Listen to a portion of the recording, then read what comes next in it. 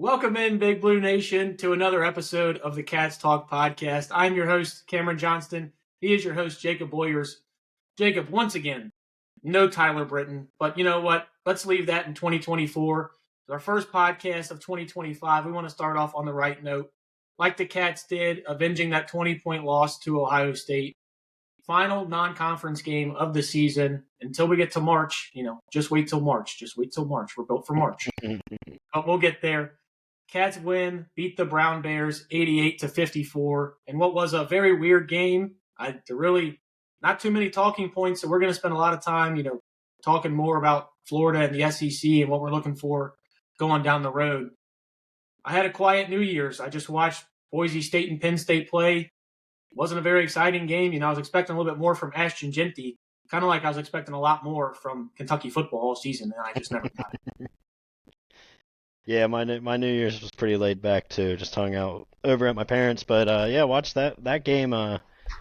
Real quick. I know this isn't a Penn State or Boise State pod, but I mean, Boise State, what are you doing? Just running Jeanty into a brick wall all day. They're loading 8-9 in the box and just running him right up to be destroyed. But Happy New Year. Boise State connections.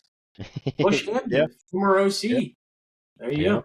Yep. A lot of people thought we might be trying to recruit their backup QB. We didn't, but definitely some Boise State connections here in the Bluegrass State. But that game was a little more boring than I thought. And as somebody that had the over in that game, 2 missed field goals and a touchdown being taken off because of a penalty, and so many big plays by both teams being killed by penalties. It was kind of like my hell as a sports bettor. Not a competitive game to watch, and then your overs just getting killed with penalty after penalty. So, but yeah, Happy New Year, everybody. Like you said, Cam, we're just gonna leave Tyler in 2024, and we're gonna proceed as this new duo is a podcast. It feels like. Yeah, I mean, let's be honest. We all enjoy these takes a lot better than hearing that clown talk a little bit. But let's go ahead and dive into this game a little bit. 34-point win. It's hard to say, team doesn't play well when they won by 34. And I wouldn't say the team didn't play well where they played great in either stretch. Really, it was kind of I almost felt more like Brown played almost that bad. They shot 20 of 49 from the field, had 23 turnovers in this game. Granted, a lot of those were Kentucky forced. We actually played pretty well defensively. We talked about it a little bit off air. This Kentucky team only allowing 54 points. Did we think we were going to see that again? No, I would have never picked. I don't know if I thought they would hold a team under 30.5, let alone do it twice in each half and, hold a team to 54. That, Brown's obviously not some big juggernaut offensively, but it is a team that was projected to finish top 2 in their conference, kind of team you're going to be playing in the NCAA tournament in the first round. So to come out and play really well defensively and hold them to 54 points and win the game by 34, I think you take it all day, especially when we saw kind of how those last few non-conference games against non-power teams like Western and Colgate went. I would take this. Yep. And let's go ahead and talk about some of those defensive standouts. Andrew Carr had 3 steals in this game. Otega Owe, 4 steals. Lamont Butler, 3 steals. And, something that we had been preaching on, how about Amari Williams with 3 blocks in this game, finally playing above the rim? We finally got to see that, conference defensive player of the year, 3-time defensive player of the year. We finally saw a little bit of that. And it was so good to see that energy that Amari came with from tip to the very last minutes he got. Didn't play too much in this game, as most of the starters didn't. Kind of gave him a little bit of rest, getting them ready for that big matchup against Florida on Saturday. But how good was it to see, all these guys that, typically Andrew, not a defensive guru by any means. I don't think we're breaking any news there. How good is it to see guys like that getting involved on that side of the ball? Oh, it's huge. And, if we can keep it going, obviously, through SEC play, we're gonna need it. To have any real level of success in the conference. But to your point on Amari, obviously the energy is something we've talked about, especially after Louisville and Ohio State, where it was almost non-existent.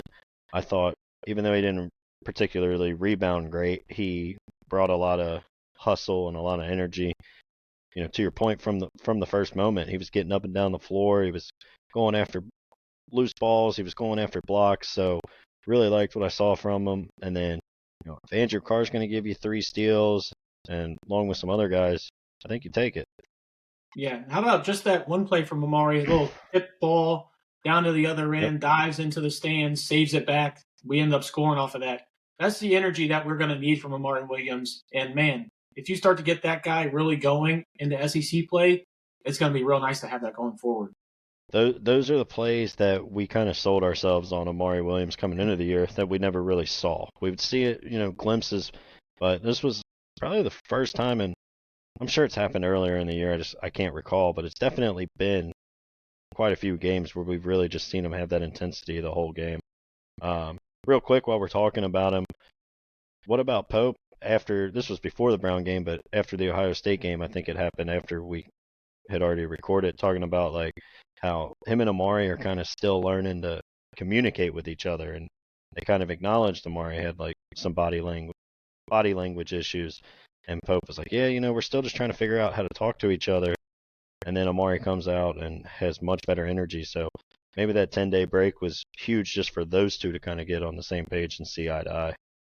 Yeah, I don't think Pope's going to be able to connect with everybody on the same level, kind of like how he does Andrew Carr. I mean, those guys are the same person, it feels like. I mean, if you interviewed one and asked them the same questions and interviewed the other about 10 minutes later, you're probably getting the exact same answers from both of them. But it is good to see, them being able to communicate, getting on the right wavelength, because it's happening just at the right time, because we've got a top 10 matchup when Florida comes to town. First off, that game at 11 a.m., what are we Criminal. doing? Yeah, Criminal. I didn't even have enough time to get up and get a lift in before my day started. Now I'm going to have to sit on the couch for 2 hours right before that game, and that's all before the Bengals kick off at 8, so I'll have a long day. Thanks to the SEC schedule makers for getting us an 11 a.m. top 10 matchup. But enough of that. Let's go ahead. Let's just keep talking about some of these guys. Andrew Carr, like you mentioned, 14 points, 5 rebounds. Didn't play the final 11 minutes. So to see him get 5 boards in only 21 minutes, starting to see him rebound a little bit better. And even in this game where the team got out-rebounded on a whole, which against a Brown team that was playing nobody over 6'8", is a very worrisome sign. But it was good to see at least Andrew Carr was doing his part. Yeah, Andrew Carr, I think if you were going to give out an MVP, it would be him. He had multiple, and ones there when we couldn't really get the offense going. And then obviously rebounding. Somebody's got to do it. If Amari's not going to be in there, grabbing them, the more the season goes on, the more I just continue to be impressed by Andrew Carr. I think down the stretch he's the guy that I actually think we could even get a little more out of, and he might be the guy by the end of SEC play that we're, him and Lamont we're really kind of talking about as like the stars and the ones that make this team go. Yeah, and how about Andrew Carr finally having that quick trigger from 3? Something that we've been asking for. Shot 2 of them this game, was 1 of 2, but there was no hesitancy in these. These were just pull and shoot, and I think Pope even mentioned it after the Ohio State game. He wants to see him be a little less hesitant getting those 3s up. So that was really good to see. But for how well Amari Williams played in this game, it was weird because I didn't feel like he was getting out-rebounded at any point in this game. But to only come away with 2 rebounds, what did you think about that?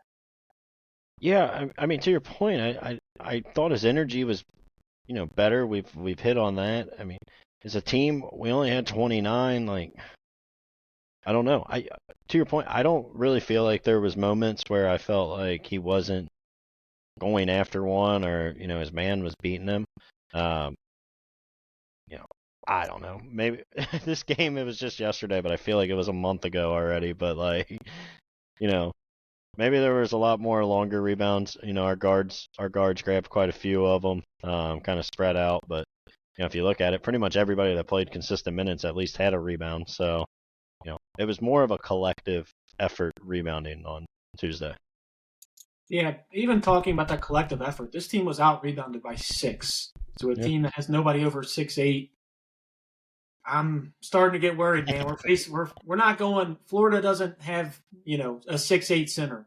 Auburn doesn't have a 6'8" center. Arkansas, we obviously know how big Big Z is. He's got the name for a reason. I'm getting concerned about this team's lack of rebounding because I think even at halftime we were down 11 in the rebound differential. This is something we're going to have to get cleaned up, and I thought it was a sticking point of Pope's and a talking point of his. and it seems like it's kind of slid by the wayside, especially the last 2 games. Yeah, I don't know. I don't feel like it's an effort thing. We talked about it early in the year. I felt like they were just kind of tipping the ball around a lot. So yeah, it'd be nice to see him, kind of grab them.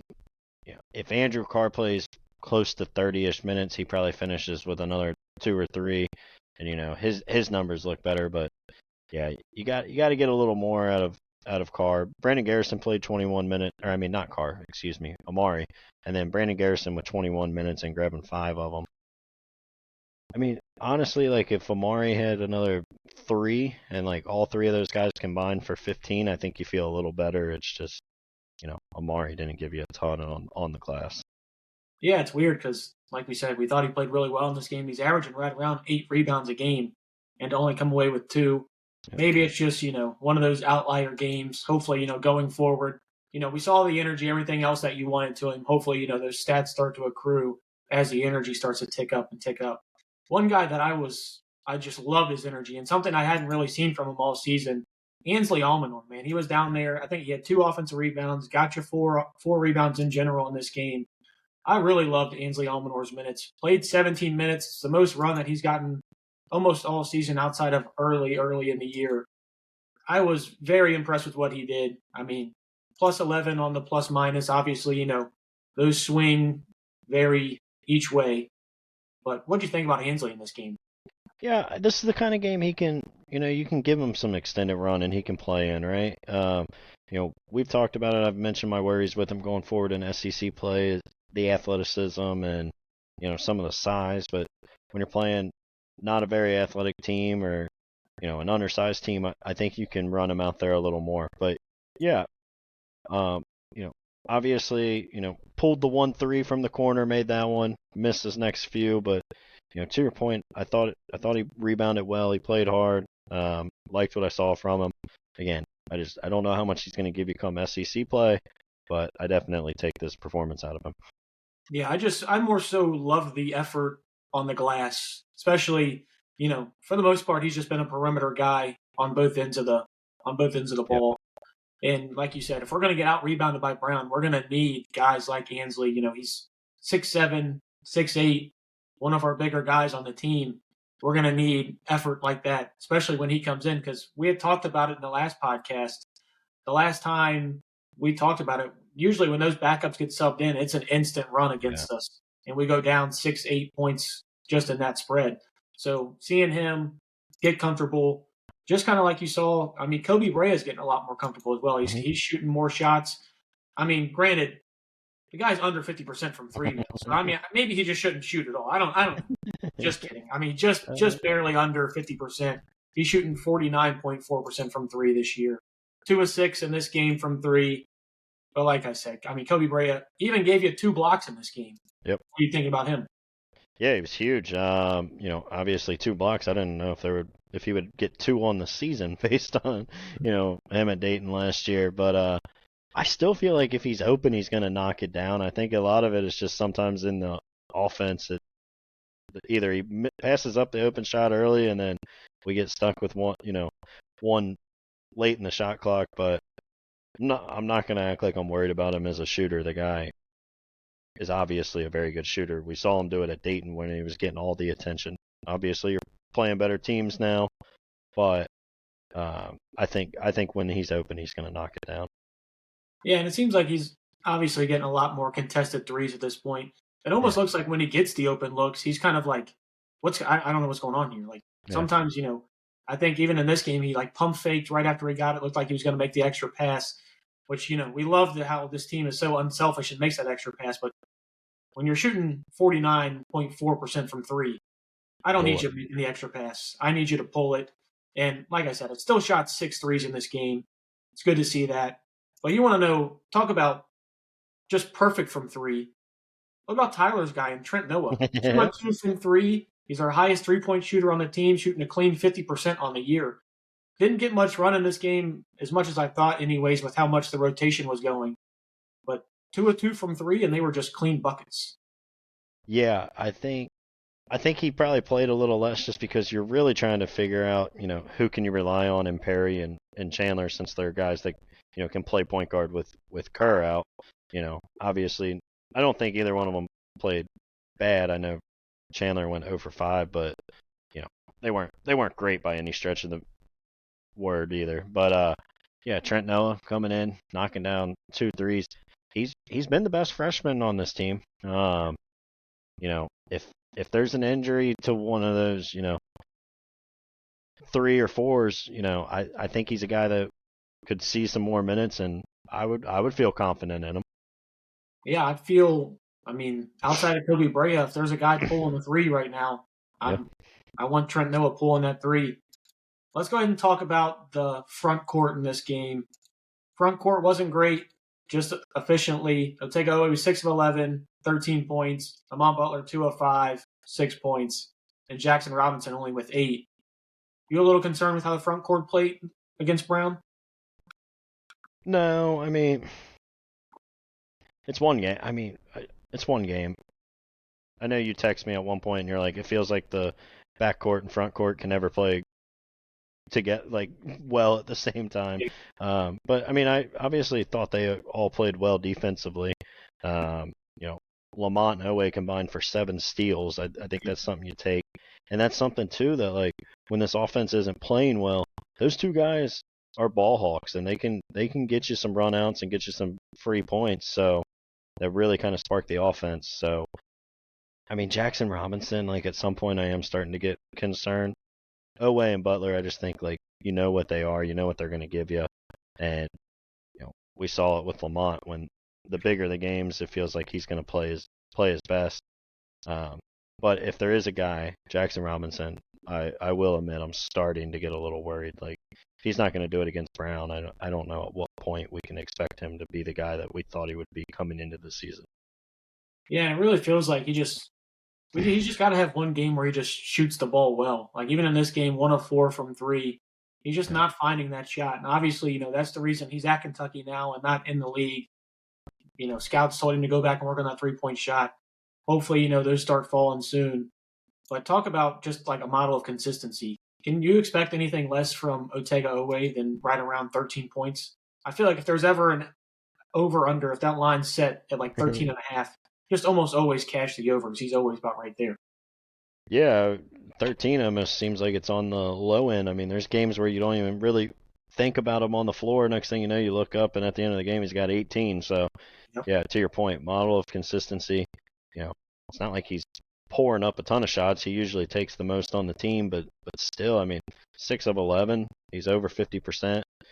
33% from 3 on 1 of 3. So, just kind of right what you expect him to give you this season, and yeah, I'll take it. This was the first game I remember where he wasn't shooting a bunch of free throws. We were talking last time about him maybe being a free throw merchant, and he didn't shoot any. But team as a whole, I feel like since that Colgate game where we really kind of got on him, has shot better from the line. Yeah, it usually seems like whenever we say something, the team does the exact opposite the next week. So, let's go ahead and we'll keep that trend going. So against Florida, they're going to shoot really bad from the line, and Owe's going to have 3 points, but Jackson Robinson's going to go for 30. Yeah, we usually do we give them the announcer's jinx, I guess, is what we do. But one thing while we're still on the topic of the front court had 6 rebounds between the 3 of them, Lamont, Jackson, and Otega. Backcourt. Sorry, yeah. My bad. I think I'm messing up the entire podcast. we know what I mean. That's the one I caught. All right, we caught it there. Backcourt, yeah. Yeah. 6 rebounds between the 3 of them. We're going to need more effort from that, especially when we don't have the true bruisers down low getting those big rebounds. Yeah, I just to the point earlier, the whole team's got to rebound a little better. Getting 12 from your front court of Carr, Williams, and Garrison, that's not going to cut it either. So, just team as a whole, I think is going to have to rebound a little better. Yeah, let's go ahead and speak on Brandon Garrison. Like you said, we 5 rebounds in about 21 minutes. Didn't play too much. I know Mark Pope said that he wasn't 100% going into this game. Didn't really divulge in that information about what it was that led him to not be a full go for this game. What did you think about his minutes that they gave you in this game? Yeah, I mean, he was probably the player that I thought played the poorest of the guys that really kind of got some run. But he out rebounded Amari, so I mean, I guess there is some positives there. Um, but yeah, I didn't really feel like he gave you a whole lot in this one, despite playing him as 22 minutes. Yeah, I definitely didn't think this was one of BG's better games. I think you could kind of tell the energy was a little down. I Yeah, don't know if it's, that illness that he had, prior to the Ohio State game, if that's something that's kind of lingering around. But obviously, we'll give him a break. We just need you to be ready for the tip off at 11 a.m. for Florida. But I can't believe we've made it almost 20 minutes into this podcast without saying Travis Perry has no mustache. yeah. I mean, just earth shattering news. What's going on there? He said it was an accident. He said he was just trying to clean it up and got a little too close. So I understand it. I'm not gonna act like I've always been perfect with the razor and maybe have slipped up. So yeah, I mean, he came out and made his first three. Since shaving, he's shooting 100% from behind the arc. So I don't know. Yeah. I But, really think, going forward, we're going to start to see the absence of Kerr Kriisa. I yeah, really feel that, especially when you see guys like Travis get more run. Because like right now, you're talking about when Lamont goes off the floor, it's either Travis or Colin Chandler who's got to step up. And right now, I don't think either one of those guys are going to be ready for I SEC play. I think Travis is gonna really struggle with the athleticism of the guards in the SEC. So I mean, And maybe you can find a couple lineups where you can hide him a little bit or you know help him out. But I think that's probably the biggest worry going forward is when Lamont's not in there. yeah, and I think going forward, you're probably just going to see him playing sparingly. It's probably going to be like giving you, anywhere from 5 to 10 minutes just to give you Lamont a breather. Because I don't think we're expecting Lamont to play 24 minutes against Florida. I think if we do, we probably lose the game. So Yeah. hopefully Lamont's not playing 24 minutes. But I'll tell you what, if there was a bet that if I could find a sports book that could have somebody getting beat on a backdoor cut, give me the Colin Chandler over every single time. I don't know what it is about him. He's probably our most athletic guy on the team. He won our Big Blue Madness dunk contest, dunking over Mark and Leanne Pope. But what is this? I mean, is it a concentration lapse? Because it happened twice against Brown. It seems like every time he's in. And if I can tell you right now, if I can see it, I know it's going to be, Yeah. it's going to be seen by Florida staff. Concentration lapse, probably a little, watching the ball a little too much. To your point, he's very athletic, so maybe he's thinking he can maybe trying to read where the next pass is going so he can jump the passing lane and just gets caught kind of staring into the abyss of trying to think of, where to be at and then doesn't realize that his man's streaking to the hoop. But yeah, I agree with you. I've noticed it to your point. A lot of other coaches have probably figured it out, so he's going to have to work on it if he wants to play in the SEC because they will. There's a lot of really, really good coaches in the SEC, so they're going to figure out how to abuse him on that. Yeah. And man, I say, if you can find that sports book for me, let me know. I don't know who would take bets like that, but I tell you what, I'm loading the farm on it. As Yeah, long as right. he's getting some minutes, there's going to be at least one. Also, huge other talking point in this game. What about that dish from Walker Horn later in the game? How about that? How about him getting in there, making a play, getting something in the stat sheet other than the minutes, getting a nice assist for him out there. Shout out Walker. I was actually attended his dad's game today. His dad's the coach over at NKU. I was there cheering on his old man today. So yeah, nice pass. I kind of wish he would have shot it. I would have liked to have seen him take a shot and maybe try to get in the point column. But hey, we'll take the assist. So what? I mean, is that point guard too now? Yeah. After seeing those kind of dimes? Maybe. Real quick before we kind of move on from it, I did want to say, like, to your point of if Lamont's only playing 25, we're probably going to lose. I could see Travis Perry only playing 5 minutes if there is a game where Lamont either gets in foul trouble or tweaks an ankle or something. I think you're going to see with the SEC level of athleticism, Pope's just going to have to play Jackson Robinson as the backup point guard for this team. I don't think you have a choice come SEC play until Kerr's back. Yeah. And speaking of Kerr, Mark Pope actually said, he's not going to be good to go for the Florida game.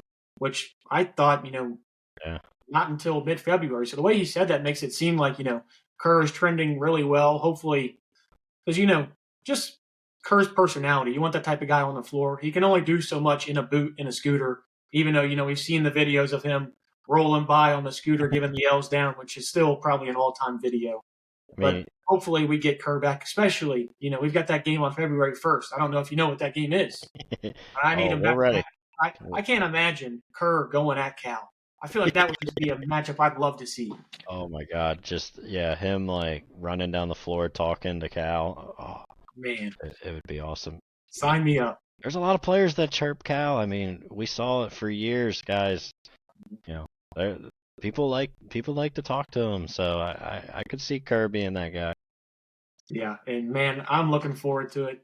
But let's stay in January. We're only at January 1st. We're not to I know, February. 1 month. 1 month. One month until that game, and I get to go down there and heckle as much as I can.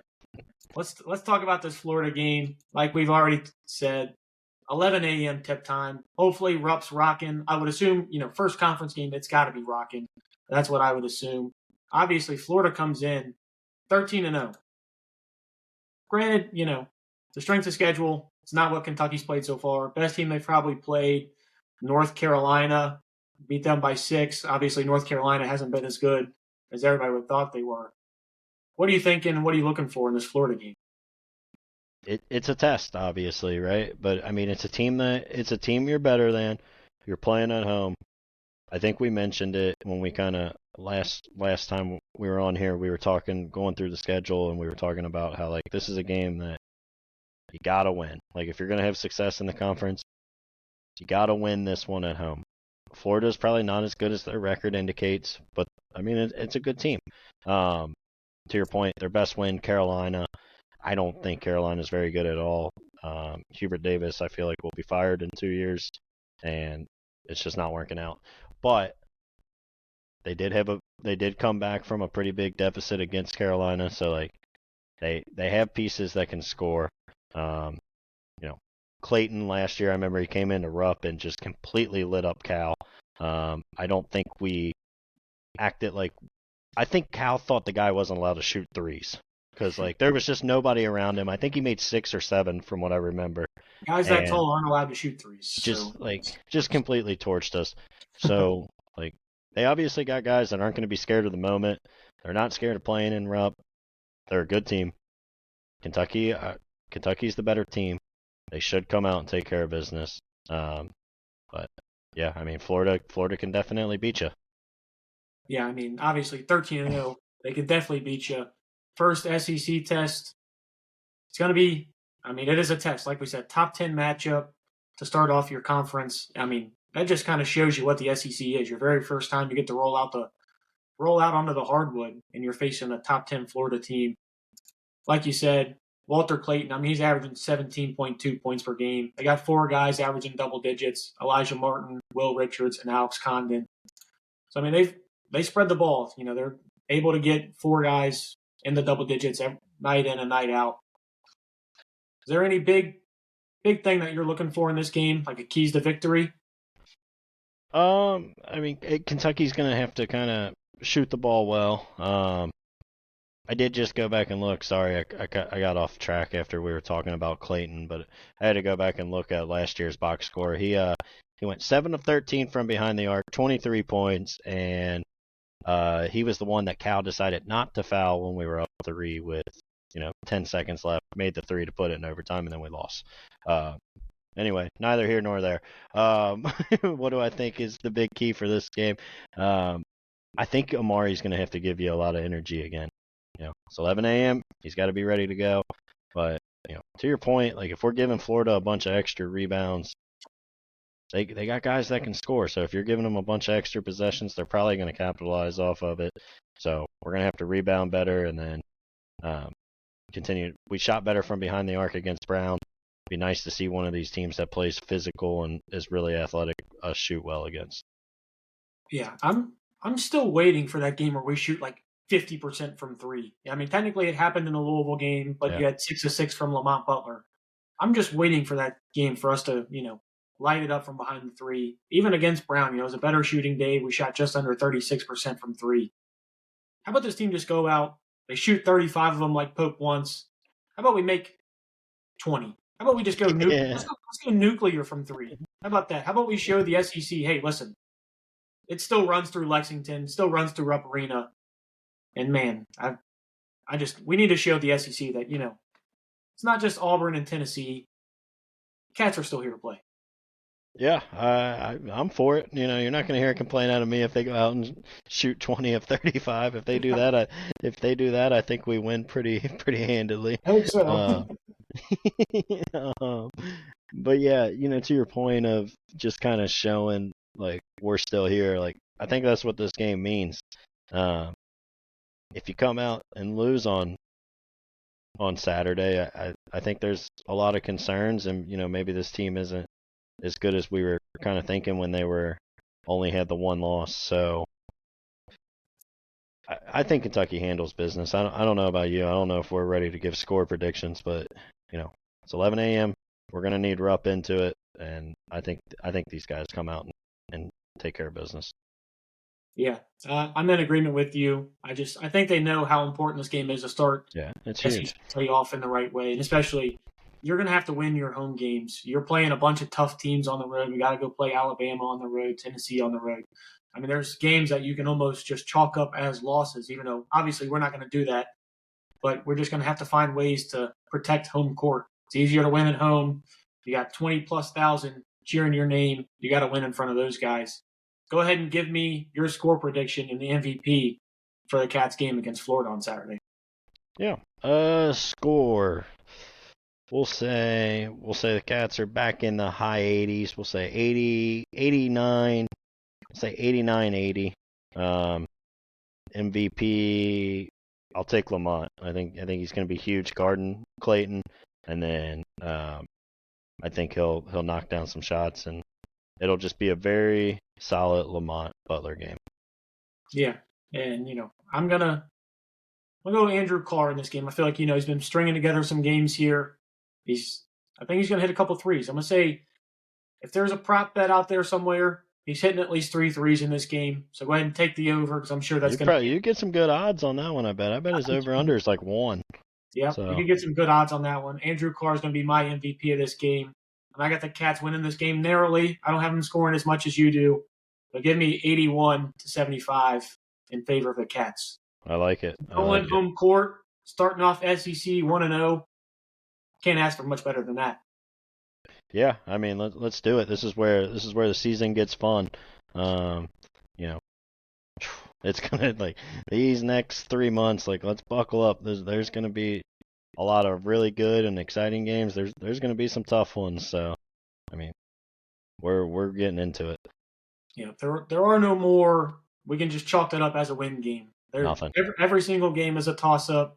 It can go in your favor or it can't. Like we predicted, I think I had them going 12-6 in the conference. Yeah, I'm going 11-7. I mean, we'd sign up for that now. So how about you start off? We both had us winning this game, and we still need this do. one. We need this one. Let's go Big Blue. I mean, come on, get in there. I know it's 11 a.m. Like Coach Stoops has said. Get your coffee. Kentucky fans can drink early. We know this. Cats fans can drink early. Get in there. Get ready to go. With that being said, we're going to go ahead and sign off of here. Make sure to follow the Cats Talk podcast on Spotify, YouTube, Amazon Music. Wherever you get your podcasts, we're on there. Jacob, anything else to say?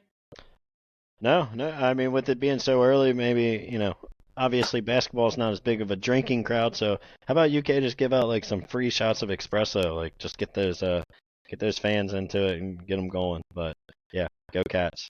Yep. How about everybody do some early morning standing stretches? Yep. How about the whole lower bowl stand there for a little bit? All right, guys. Go Big Blue. Let's get a win against Florida on Saturday. Go Big Blue.